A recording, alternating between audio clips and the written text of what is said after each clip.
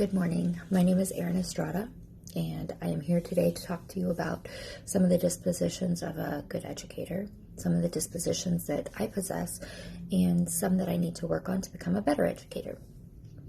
One of the dispositions that I possess that makes me a successful teacher is patience. I have 6 children of my own, and I've been teaching for 19 years. And I understand and care about students and children as individuals, which helps me to be a more patient person. Another disposition that I possess is that I can relate to and empathize with my students. I grew up in the same area that I'm teaching, and I graduated from the same high school in which I currently work. I understand the type of home that they are in and the type of financial situations that they are in because I grew up in a similar situation.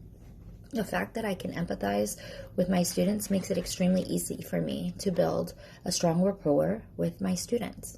It's easier to build a good rapport with some students than others, but I'm caring and dedicated enough to find every way possible to build a good relationship with all of my students.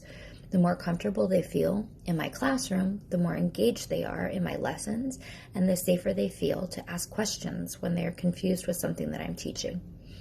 Finally, a disposition that I possess that makes me a successful educator is the fact that I am flexible and differentiate based on my frequent formative assessments and strategies that check for understanding.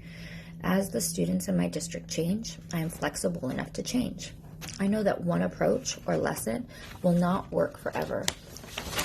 And so it is my ability to differentiate that ensures that I am able to reach all of my students as they change and grow. One disposition that I am currently working on and constantly working on to grow as an educator is finding the time to modify my lessons to meet the ever-changing needs of my growing and changing population in order to consistently increase student engagement and rigor. Another disposition that I should work on growing is being a collaborator to solve problems that arise with my students rather than taking on those complex issues independently. Secondary education tends to allow educators to work mostly in an independent manner. However, collaboration is a strong disposition of a successful educator.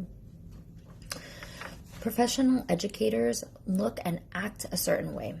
So there are certain standards that guide their thinking and actions.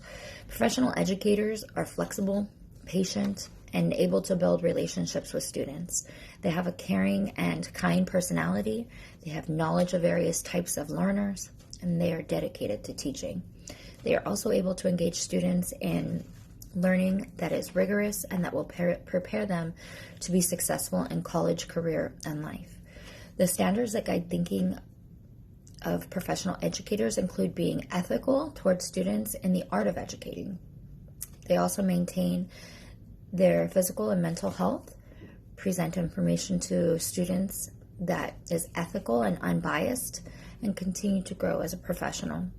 Professional educators are good collaborators who support and assist their colleagues. Finally, professional educators also think about the parents and the community in which they serve.